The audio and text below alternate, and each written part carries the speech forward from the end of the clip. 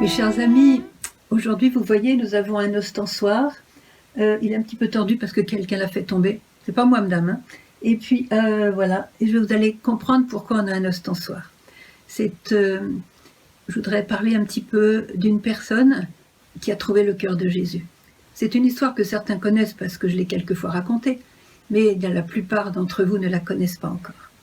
C'est l'histoire du fameux Paul. Paul était un mendiant, disons, à la porte de l'église Saint-Jacques à Paris. Et il y avait beaucoup de gens qui passaient par là et tout ça, et il était à la porte de cette église, il mendiait. On lui donnait quelques piécettes par-ci, par-là. Et puis il avait à côté de lui toujours sa grande amie, son inséparable bouteille de vin, car Paul était un ivrogne. Donc il était malade, son foie était malade, il n'était pas bien, il était pauvre, il n'avait rien. Et une dame du quartier qui avait un peu un cœur pour lui, de temps en temps faisait un petit brin de causette, venait lui apporter quelques vivres, enfin bref, tenir compagnie à ce Paul qui vraiment n'avait rien pour lui, quoi.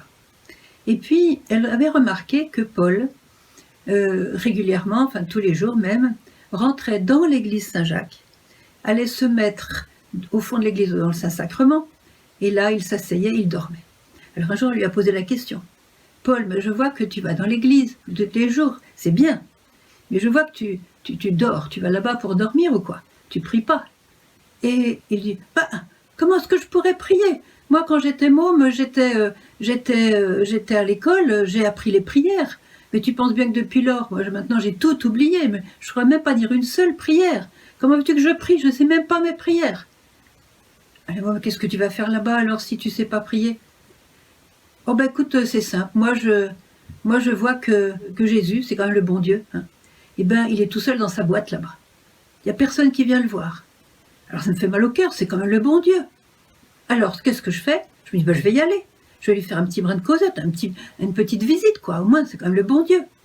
Alors j'y vais, et quand j'arrive, je lui dis, salut Jésus, c'est moi Paul, je viens te voir. Puis après, ben, je ne sais plus quoi lui dire.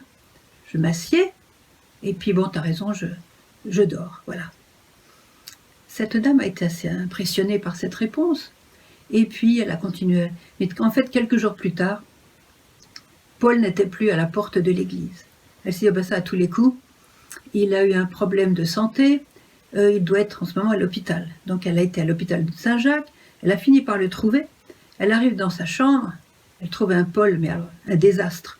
Il était jaune, il avait des tuyaux partout, dans le nez, dans les veines, enfin bref, vous voyez ce que je veux dire. Et alors elle lui dit, écoute Paul, je viens te voir, mais excuse-moi, je vois que t'es pas bien, je passerai demain. Donc elle s'en va, elle le laisse comme ça, il était complètement dans les vapes en fait. Elle revient le lendemain, elle dit, à tous les coups, je vais trouver un cadavre. Elle arrive dans sa chambre, et qu'est-ce qu'elle voit?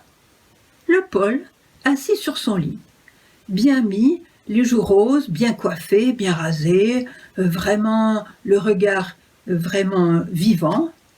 Elle lui dit, mais Paul, bah, je comprends. Qu'est-ce qui s'est passé? Hier, tu étais presque mourant. Aujourd'hui, tu es ressuscité. Qu'est-ce qui s'est passé? Raconte-moi. Ben, je sais pas. En fait, faut que je te dise, ce matin, quand j'ai ouvert un œil, devant mon lit, j'ai vu quelqu'un. C'était un homme. Il était tout habillé de blanc. Alors il était beau, alors beau, t'aurais vu. Mais beau comme ça, je l'avais jamais vu. Vraiment beau, tu vois. Et puis il m'a dit, salut Paul, c'est moi Jésus, je viens te voir. Et puis de ce moment-là, je sais pas, je me sens mieux. Voilà. Voilà l'histoire de Paul. Alors, chers frères et sœurs, cette histoire de Paul est très importante. Pourquoi? Parce que Paul, il n'avait rien. Franchement, rien de chez rien. Mais il avait une chose. Le cœur pour Jésus. Et c'est ça la prière. Sa prière a été entendue, exaucée, même s'il n'a pas su la formuler. Jésus a été touché par sa prière. Le salut vers Jésus qui était tout seul dans sa boîte, alors que c'est le bon Dieu lui-même.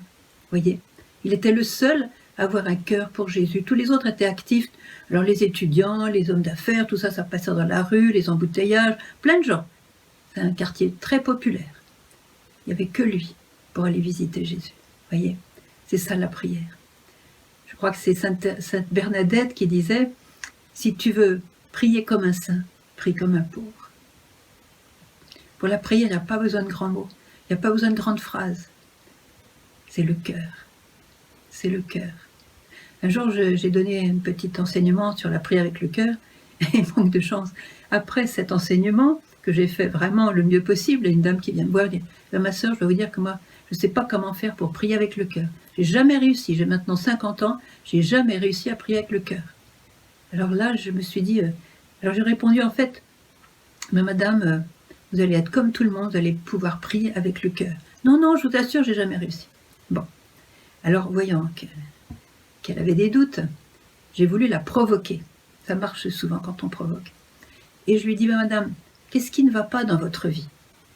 Et là, elle commence à me faire une liste importante de tout ce qui a été douloureux dans sa vie. Elle m'a vraiment ouvert son cœur. Elle m'a vraiment dit des choses intimes même sur sa vie et tout ça. Et à la fin, je lui demande, mais madame, est-ce que vous avez vraiment, mais madame, est-ce que vous m'avez vraiment prié avec sincérité quand vous m'avez raconté comme ça de votre vie? Et là, elle s'est vexée tout de suite. Elle dit, comment, ma sœur? Écoutez, ma sœur, là vraiment, vous m'offensez. Hein, je suis vraiment heurtée parce que je vous ai parlé avec toute ma sincérité, avec tout mon cœur, comme j'avais jamais parlé à quelqu'un.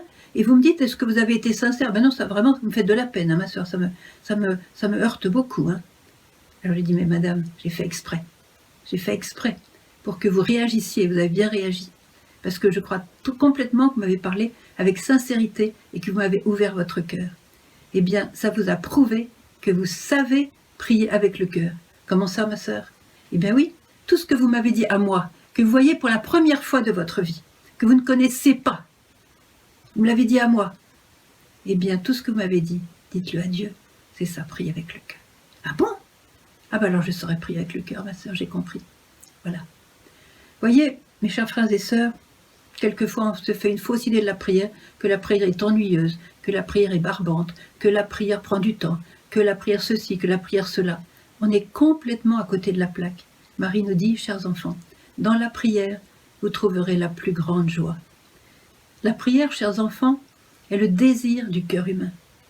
Parce que la prière, c'est un dialogue avec celui qui est amour, lumière, paix. C'est un dialogue. Si Jésus arrivait chez vous comme il est arrivé chez Paul, est-ce que vous diriez, ah ben la prière, je ne peux pas lui parler parce que si je prie, si je lui parle, ça va être ennuyeux et puis il va s'ennuyer? Non. Alors, bien sûr, Paul a eu un signe et tout le monde n'a pas un signe.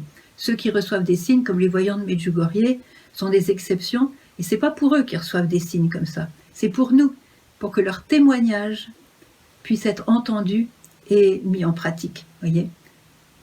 Alors, prier, c'est tout simple, c'est exprimer ce que vous vivez, exprimer devant un Dieu qui est évidemment plus grand que nous, mais qui nous aime. Et heureusement qu'il est plus grand que nous. S'il était aussi petit, on serait mal. Donc, il nous aime. Alors, je vais terminer par une autre petite anecdote. C'est une aventure qui est arrivée au voyant Jacob.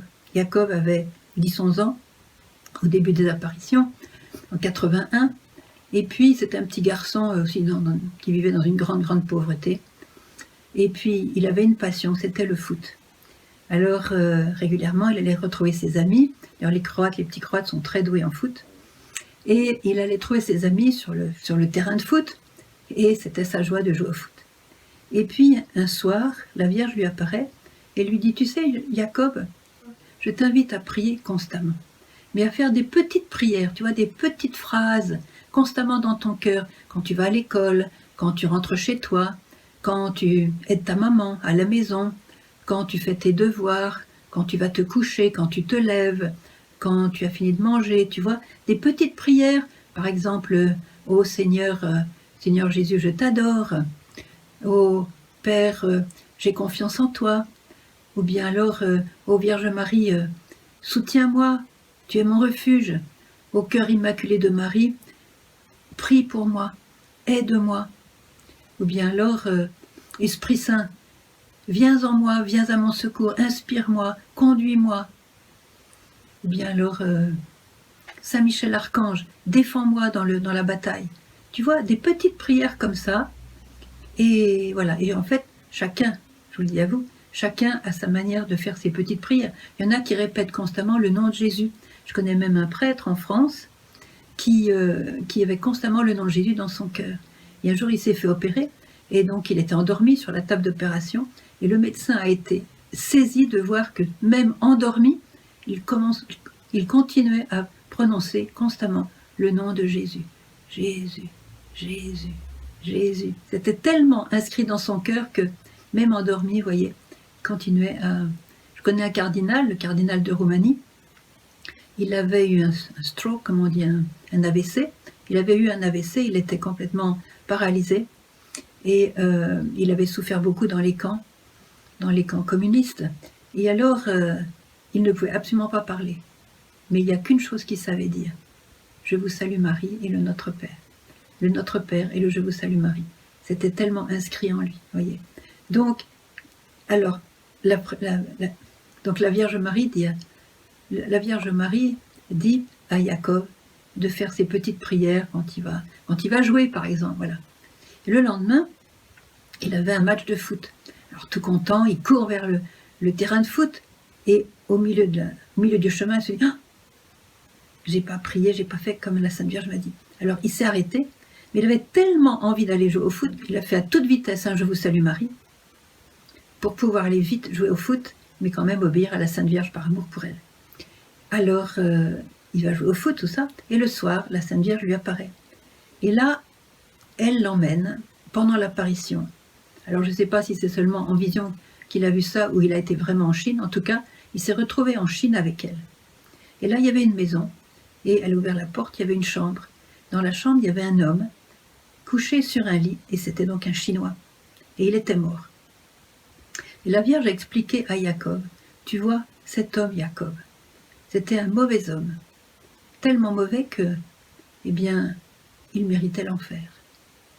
Mais hier, tu m'as adressé une prière, tu as tenu compte de mes conseils, eh bien, j'ai utilisé cette prière et je m'en suis servi pour donner une grâce ultime à cet homme afin qu'il ne soit pas perdu. Eh bien, grâce à cette intervention, cet homme n'a pas été perdu, il n'est pas tombé en enfer et il a été sauvé. Alors tu vois la valeur de la prière. Et Marie a ajouté, mais ça pour nous tous dans un message, elle a dit, chers enfants, si vous saviez la valeur de la moindre de vos prières, vous prieriez sans cesse. Voilà. Alors je vais terminer évidemment par une prière et une prière d'adoration, la fameuse prière de Sainte Élisabeth de la Trinité, du moins les premiers versets parce qu'elle est longue. Ô mon Dieu, Trinité que j'adore, aide-moi à m'oublier entièrement pour m'établir en toi, immobile et paisible, comme si déjà mon âme était dans l'éternité. Que rien ne puisse troubler ma paix, ni me faire sortir de toi, ô mon immuable, mais que chaque minute m'emporte plus loin dans la profondeur de ton mystère. Ô mon Christ aimé, crucifié par amour, je voudrais être une épouse pour ton cœur, je voudrais te couvrir de gloire, je voudrais t'aimer jusqu'à en mourir. Mais je sens mon impuissance, et je te demande de me revêtir de toi-même, d'identifier mon âme à tous les mouvements de ton âme, de me submerger, de m'envahir, de te substituer à moi, afin que ma vie ne soit qu'un rayonnement de ta vie. Viens en moi comme adorateur, comme rédempteur et comme sauveur. Maintenant une prière à Marie de Marthe Robin. Ô Marie, ô ma sainte et bonne mère, donne à tous de comprendre la grande valeur du silence dans lequel on entend Dieu. Apprends-moi à me taire pour écouter la sagesse éternelle. Apprends-moi à tirer du silence tout ce qu'il renferme de grand, de saint, de surnaturel, de divin. Aide-moi à en faire une prière parfaite, une prière toute de foi, de confiance et d'amour, une prière vibrante, agissante, féconde, capable de glorifier Dieu et de sauver les âmes. Que Dieu vous bénisse.